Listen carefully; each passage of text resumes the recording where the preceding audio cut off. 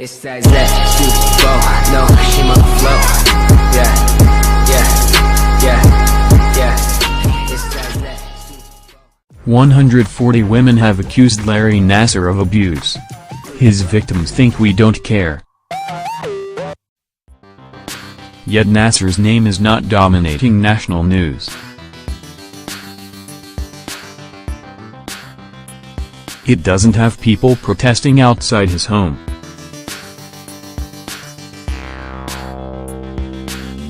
It hasn't become a punchline for every late-night television host. Days before his sentencing on January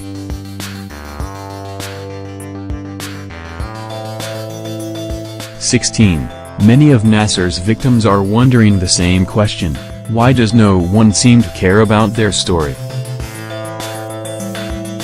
I remember when the Penn State scandal was talked about at length for months and months and even years. This is nearly 5 times the size and no one knows about it, sexual abuse survivor Morgan McCall told HuffPost. A dancer and first-year college student, McCall is one of the dozens of plaintiffs anonymously named in lawsuits against Nassar, MSU and USA Gymnastics. The 18-year-old said that Nassar began sexually abusing her when she was just 12 years old in 2012. The abuse continued for 3 years.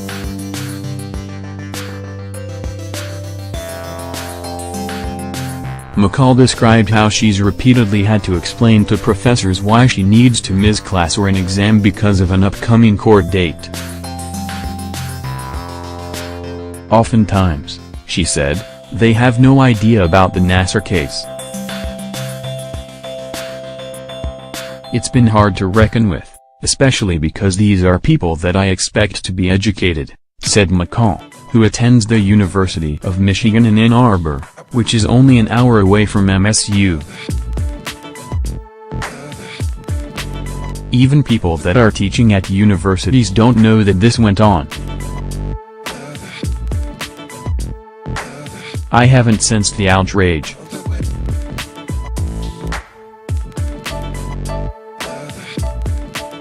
HuffPost spoke with 6 survivors who are suing Nassar, MSU and/or USA Gymnastics: McCall, Alexis Alvarado, Jessica Smith, Christine Harrison, Larissa Boyce, who have all come out publicly since the lawsuits were filed, and Jane Doe, who wants to remain anonymous.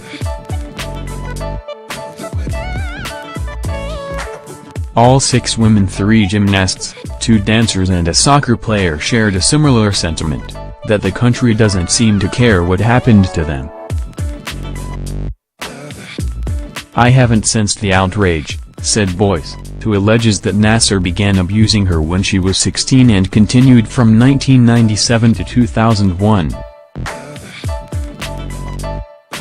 Alvarado believes the country has essentially ignored the trauma inflicted on her and the other women because they're not famous athletes. The 19-year-old said that Nassar sexually abused her for 6 years starting when she was 12. A lot of people seem to believe it's only Olympians that this abuse happened to, which isn't true, she said.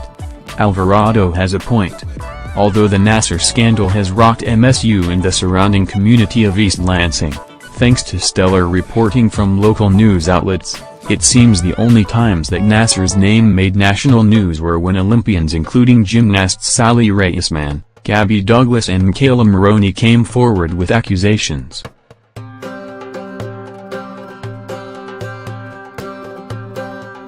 Jeff Kowalski/AFP/Getty Images. Nassar survivors Larissa Boyce, Alexis Alvarado, Christine Harrison and Jessica Smith, left to right, pose for a picture in court after the November 22, 2017, hearing in which Nassar pleaded guilty to criminal sexual conduct. Other survivors believe their stories haven't made front-page headlines because they're female athletes. I think it plays into the importance that we put on male athletics versus female athletics, McCall said. This is a case of gymnasts and dancers and figure skaters, not football players or basketball players. I think it's sexism, to be honest.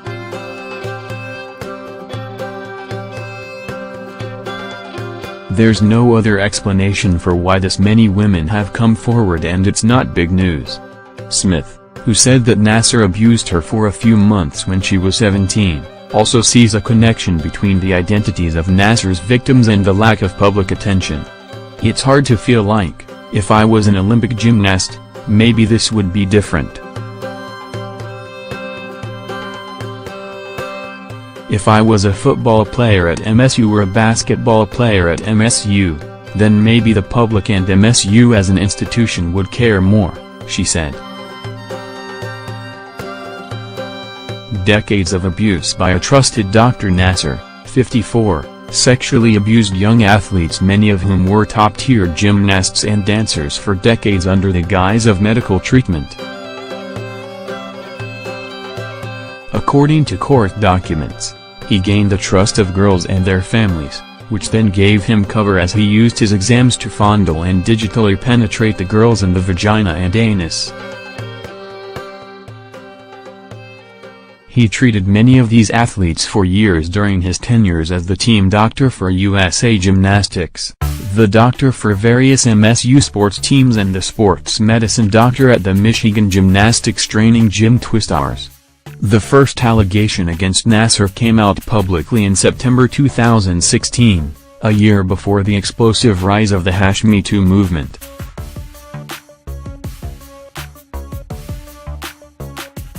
He had already been let go by USA Gymnastics in 2015 and was subsequently fired from his faculty position at MSU.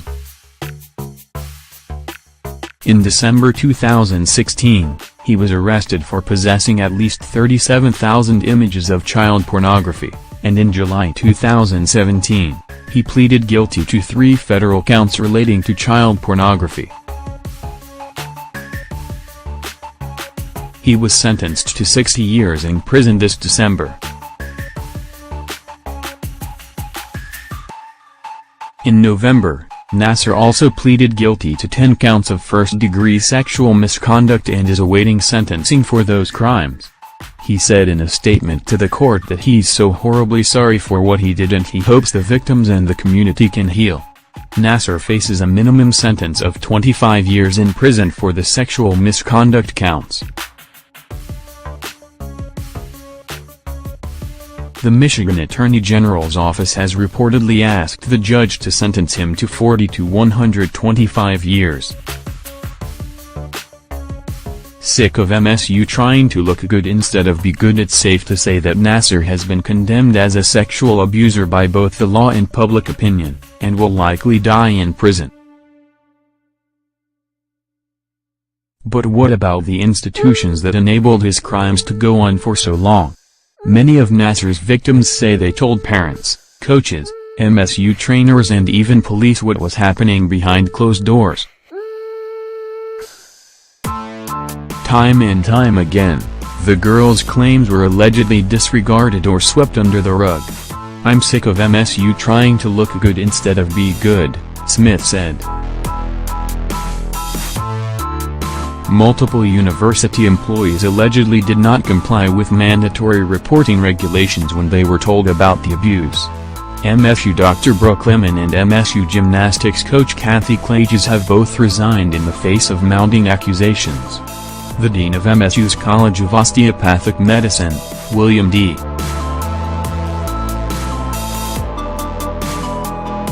Strampel, took a medical leave from his position in December.